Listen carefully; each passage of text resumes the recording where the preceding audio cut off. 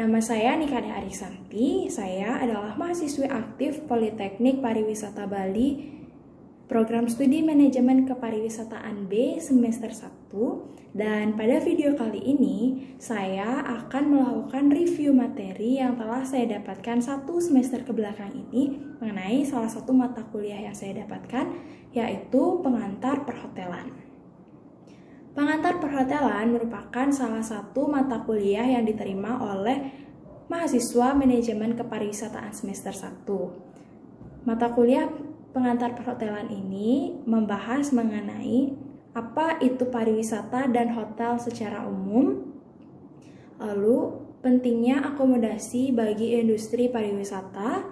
Yang ketiga ada korelasi atau hubungan dari industri pariwisata dengan industri perhotelan, dan yang terakhir adalah untuk membahas mengenai produk-produk yang dimiliki oleh hotel ini sendiri. Yang pertama adalah pariwisata. Pariwisata merupakan suatu kegiatan yang dilakukan oleh seseorang atau beberapa orang dengan keluar dari daerah asal atau daerah biasanya mereka melakukan kegiatan sehari-hari menuju daerah tujuan wisata dan bersifat sementara sehingga mereka memerlukan akomodasi sebagai tempat mereka tinggal. Lalu dalam industri pariwisata ini terdapat beberapa faktor yang mendukung, yaitu yang pertama adalah pengunjung. Pengunjung atau sering disebut dengan visitor merupakan orang-orang yang melakukan kegiatan pariwisata dan keluar dari negara di mana biasanya mereka tinggal untuk melakukan kegiatan pariwisata di destinasi tujuannya dan kembali lagi beberapa waktu kemudian ke negara yang biasanya mereka melakukan kegiatan sehari-hari. Yang kedua ada wisatawan. Wisatawan merupakan orang-orang yang mengunjungi daerah tujuan wisata yang bersifat sementara, biasanya waktu yang mereka gunakan yaitu lebih dari 24 jam atau 1 hari dan kurang dari 12 bulan atau 1 tahun.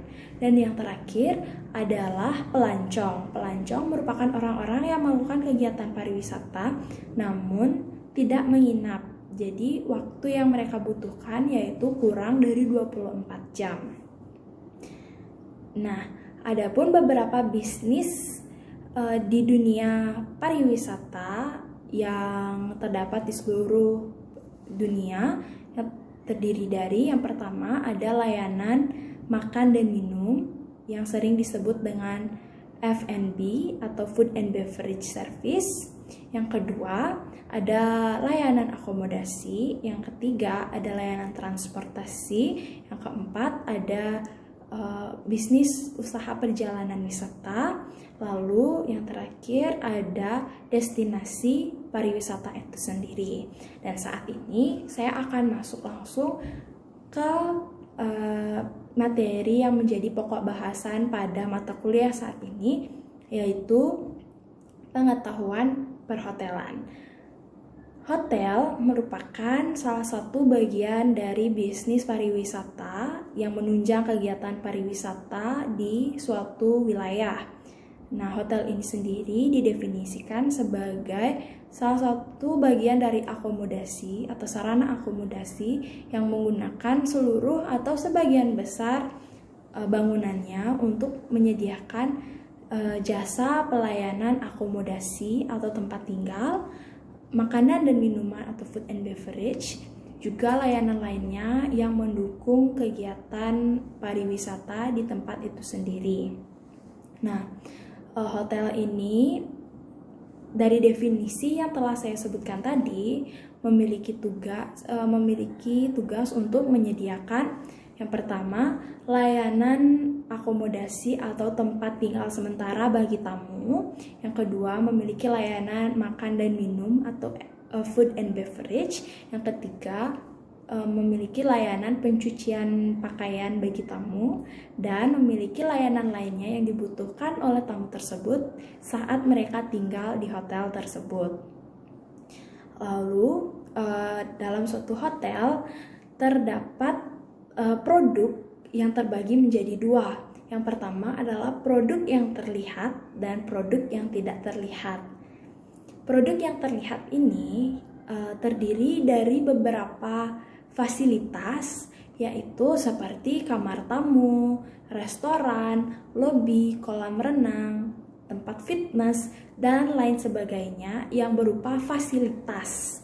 Lalu produk yang tidak terlihat merupakan sebagai suatu layanan yang diberikan suatu hotel kepada tamunya. Salah satu contohnya yaitu keramah tamahan, kesopanan, kerapian, kedisiplinan. Dan itu merupakan produk yang diberikan oleh hotel kepada tamu yang menginap di hotel tersebut.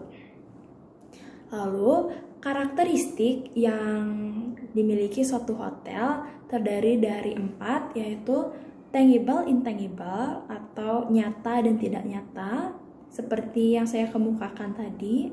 Yang kedua, inseparable atau tidak dapat dipisahkan.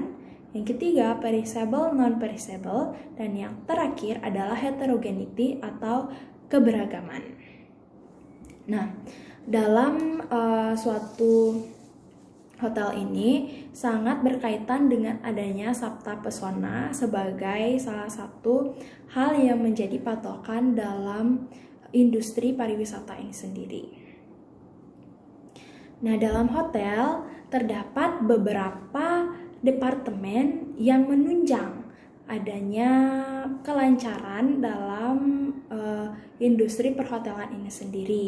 Hotel dilengkapi dengan beberapa departemen tersebut yang terdiri dari beberapa departemen. Yang pertama ada front office department, yang kedua ada food and beverage department, yang ketiga ada engineering department, yang keempat ada human resources department, yang kelima ada sales and marketing department, lalu ada finance and accounting department, dan masih banyak departemen lainnya yang menyesuaikan antara satu hotel dengan hotel yang lain. Nah, saat ini saya akan mulai masuk kepada departemen-departemen yang menunjang adanya industri perhotelan. Departemen pertama dalam industri perhotelan yang akan saya bahas adalah front office department. Front office department atau yang didefinisikan sebagai departemen meja depan atau kantor depan merupakan salah satu departemen yang memiliki peranan sangat penting dalam industri perhotelan ini sendiri. Front office department dikatakan sangat penting dalam suatu hotel. Ini dikarenakan front office department ini berkaitan langsung, memiliki kontak langsung atau berhubungan secara langsung dengan tamu. Karena apabila tamu menginap di suatu hotel, selama mereka menginap di hotel ini, mereka akan melakukan kontak dengan staf dari front office department ini. Nah, front office department ini terdiri dari bell attendant, door attendant, lalu ada front office cashier, ada resepsionis, ada reservation, dan masih banyak seksi lainnya sesuai dengan hotel satu sama lain itu biasanya memiliki perbedaan. Nah, ada pun beberapa hal yang harus dimiliki oleh staff dari front office department ini karena mereka melakukan kontak langsung terhadap tamu. Jadi mereka memiliki beberapa hal yang harus mereka jaga atau mereka berikan kepada tamu. Yang pertama, mereka harus memiliki senyum yang hangat karena ini dapat menambah kesan dari hotel ini sendiri. Lalu mereka harus tetap menjaga eye contact dengan tamu. Mereka harus bersifat responsibel responsif terhadap apa yang dikatakan oleh tamu tersebut.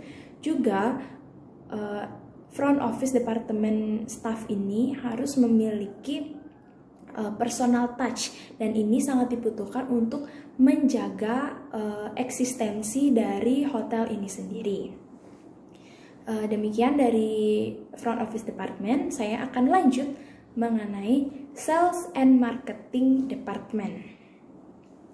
Sales and marketing department merupakan suatu departemen dalam hotel yang bertugas untuk melakukan promosi atau penjualan dari produk yang dimiliki oleh hotel tersebut. Sales dan marketing merupakan dua bidang yang berbeda. Sales ini bertugas untuk melakukan penjualan secara langsung terhadap produk yang dimiliki oleh hotel ini sendiri. Sementara marketing adalah bagian yang bertugas untuk menyiapkan produk dari hotel ini sendiri, menentukan harga dan menentukan fungsi pasar, melakukan promosi untuk menjalankan misi utama dari sales and marketing department, yaitu menjual produk hotel yang dimiliki. Nah, sales and marketing department ini dia tidak berkaitan langsung kepada tamu secara universal, tapi hanya bagian dari sales saja yang melakukan tindakan langsung kepada tamu karena melakukan reservasi baik itu pemesanan, karena mereka melakukan penjualan dari hotel, produk yang dimiliki oleh hotel ini sendiri. Nah, demikian dari sales dan marketing. Saya kini akan lanjut dengan F&B department. Food and beverage department ini terbagi menjadi dua, yaitu food and beverage service dan juga food and beverage product. Food and beverage service ini bertugas untuk memberikan layanan dari jasa penyedia makanan dan minuman dari hotel tersebut. Sementara F&B product yaitu bagian yang bertugas untuk membuat atau menyiapkan produk makanan atau minuman yang akan diberikan kepada tamu itu sendiri. Nah, F&B service memiliki tugas atau terbagi lagi menjadi beberapa bagian. Yang pertama ada restoran, ada bar, ada room service, dan juga banquet service. Sementara di sisi lain, F&B product juga dibagi-bagi lagi, terdiri dari kitchen dan juga pastry. Kitchen ini sendiri juga kembali dibagi, yaitu sebagai hot kitchen, cold kitchen, dan juga butcher.